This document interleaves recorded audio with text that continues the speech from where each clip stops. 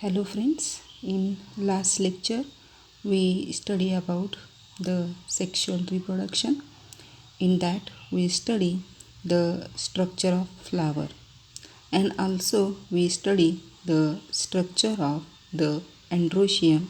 In that we study the complete structure of the androecium, that it contains the anther and the filament. Today we study about the anther structure. Anther, it is a bilobed structure.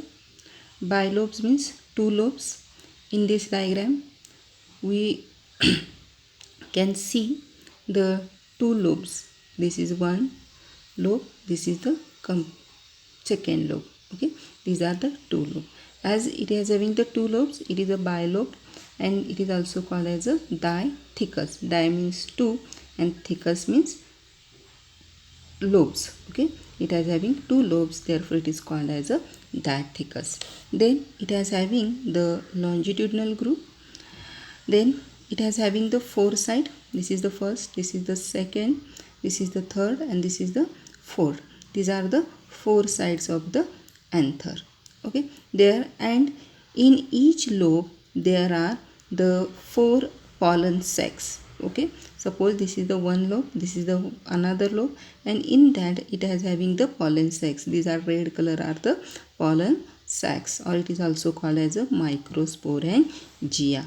As it has having the four microsporangia, it is called as a tetrasporogenate. Okay, it is called as a tetrasporogenate.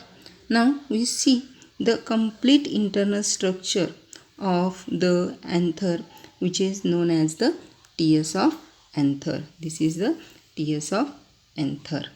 Okay, at at immature stage of anther, it is represented by the group of parenchymatous tissue.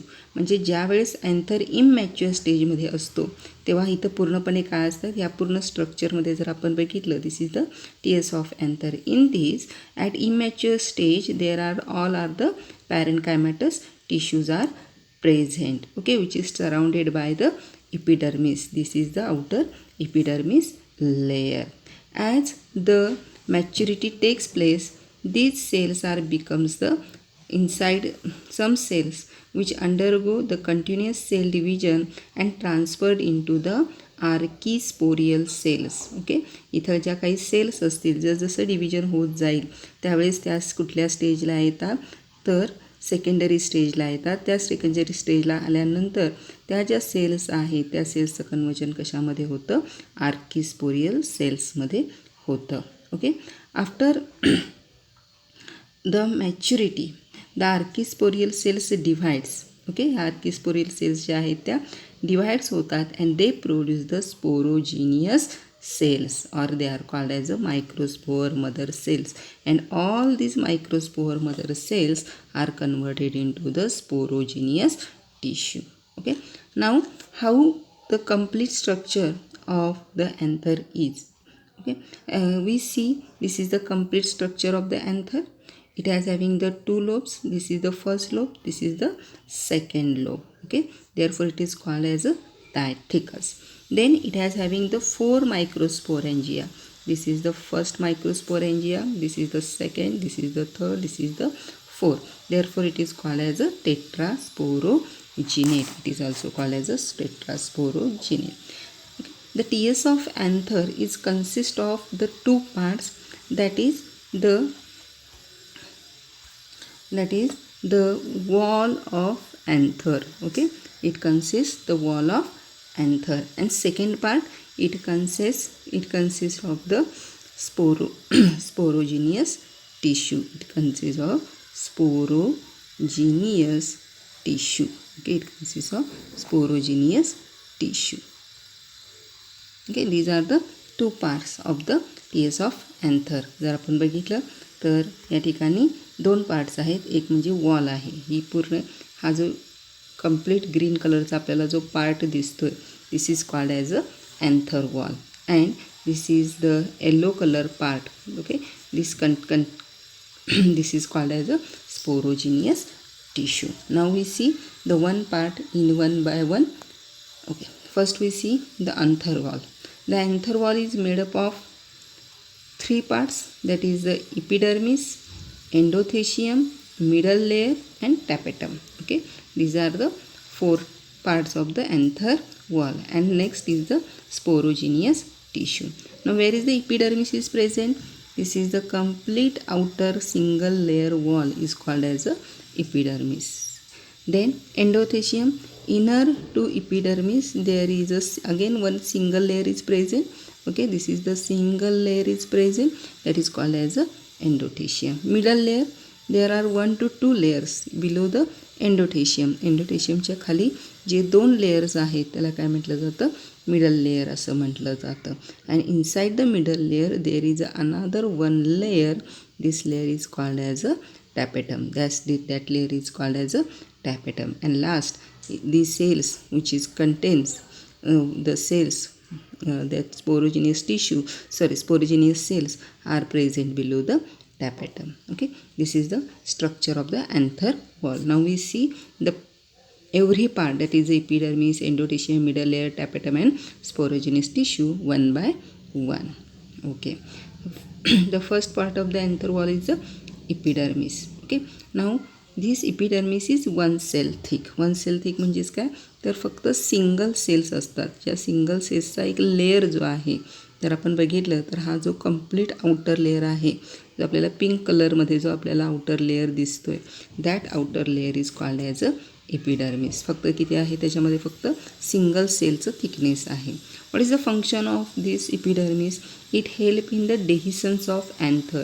डेहिसन्स म्हणजे काय तर अशा पद्धतीनं ज्यावेळेस pollen grains तयार होतात अँथरमध्ये त्यावेळेस हा काय होतो, एपिडर्मिस काय होतो, ब्रेक होतो आणि त्या ब्रेकलाच काय म्हटलं जातं, डेहिसन. मग हे जे काम आहे हे कोण करतं? It is carry out by the epidermis. Okay, it is carried out by the epidermis, that is called as a dehiscence of anther. Next is the stomium, present between the two pollen sacs. या दोन pollen sacs म्हणजे जर आपण हा जो structure आहे हे जी हा जो पार्ट आहे दोन्ही पॉलन सॅक्सच्या मध्ये जो पार्ट आहे त्या पार्टला काय म्हटलं जातं, स्टोमियम. म्हणजेच कुठं असणार आहे तो पार्ट? इथं असणार आहे. Between the anther dehisces at this stomium region. इथंच काय होत असतं तर अँथर वॉल जी आहे ती काय होत असते, ब्रेक होत असते. या स्टोमियम या रिजनमध्ये काय होत असते, ही वॉल ब्रेक होत असते. It is a for the function of also the epidermis to protect the inner apparatus of the anther. The next is the endothecium. Okay, endothecium is present below the epidermis. जर आपण बघितला हा epidermis आहे, इपिडर्मिसच्या खाली आपल्याला पुन्हा एक single layer cells आपल्याला दिसते. जर तुम्ही इथं बघितला तर सिंगल सेल्सचा लेअर दिसतोय. That layer is called as a endothecium. It is a fibrous cell. It is made up of fibrous cellulose thickening and pectin.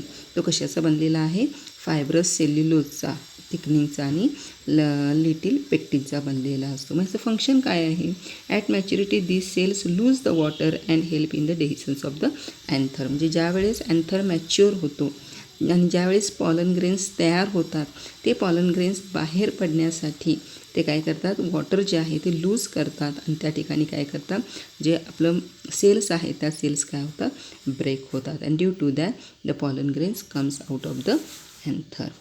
The next part is the middle layer. Okay, below the endothelium this middle layer is present. आपण epidermis बघितला, त्याच्यानंतर endothecium बघितला. त्या एंडोथेशियमच्या खाली काय आहेत, 2 layers आहेत. That 2 layers are called as a middle layers. 2 cells चालू लेयर आहे. Okay, what is the function? At maturity this cells degenerate. जेव्हा त्या सेल्स मॅच्युअर ज्यावेळेस आतल्या स्पोरोजिनियस टिश्यूज आहेत किंवा त्याच्यापासून ज्यावेळेस पॉलन ग्रेन्स तयार होतात त्यावेळेस त्याच्या या ज्या मिडल लेअरच्या ज्या सेल्स आहेत त्या काय होतात, डिग्रेड होतात. And due to that it helps in the dehiscence of the anther and also it work as a protection of the anther. This is the function of the middle layer. The next part of the anther wall is a tapetum. The next layer is a tapetum.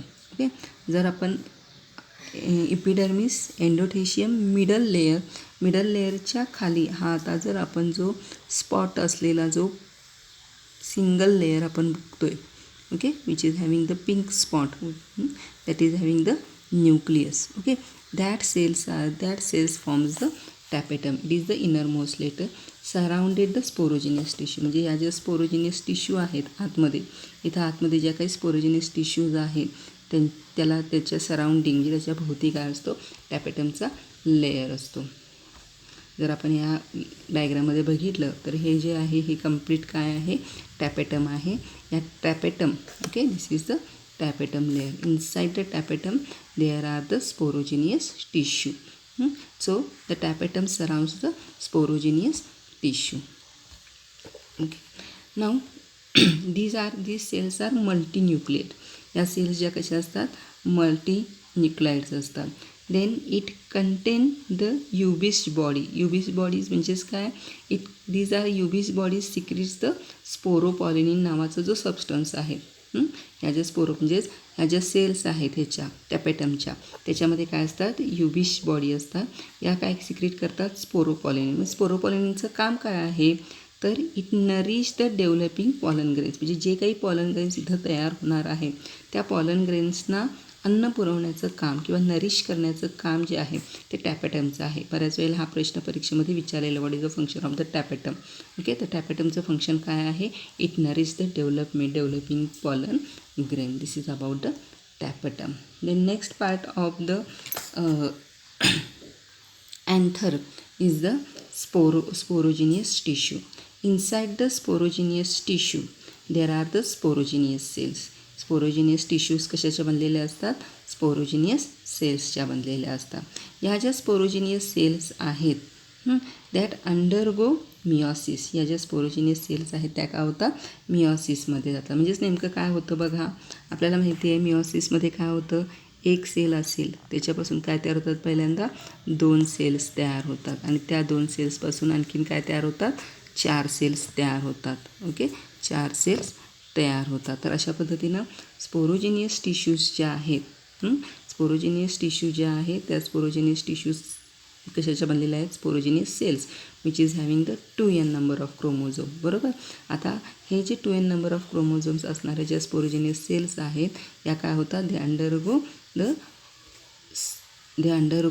The meiosis. आणि मिओसिसमध्ये गेल्यामुळं एका सेल्सपासून काय तयार होतात, तर 4 cells तयार होतात. त्यालाच काय म्हटलं जातं, मायक्रोस्पोअर टेट्रॅड असं म्हटलं जातं. जर आपण बघितलं तर अशा पद्धतीनं हा 4 सेल्स डिवाईड होऊन अशा आपण जर स्ट्रक्चर बघितलं तर आपल्याला काय दिसणार, असे 4 आपल्याला एकाच ठिकाणी 4 सेल्स आपल्याला दिसतात. त्यामुळे त्याला काय म्हटलं जातं, मायक्रोस्पोअर टेट्रॅड असं म्हटलं जातं. Okay, now these microspore tetrads are forms the pollen grain tetrad. ते काय तयार करतात, पॉलन ग्रेन टेट्रॅड्स तयार करतात आणि यानंतर ते सेपरेट होतात आणि त्यापासून काय तयार होतात, तर मायक्रोस्पोर्स किंवा पॉलन ग्रेन्स जे आहेत ते काय होतात, तयार होतात. तर this is about the TS of anther. In next lecture we study about the structure of the microspore or the structure of the spore, microspore or the pollen grain. Thank you.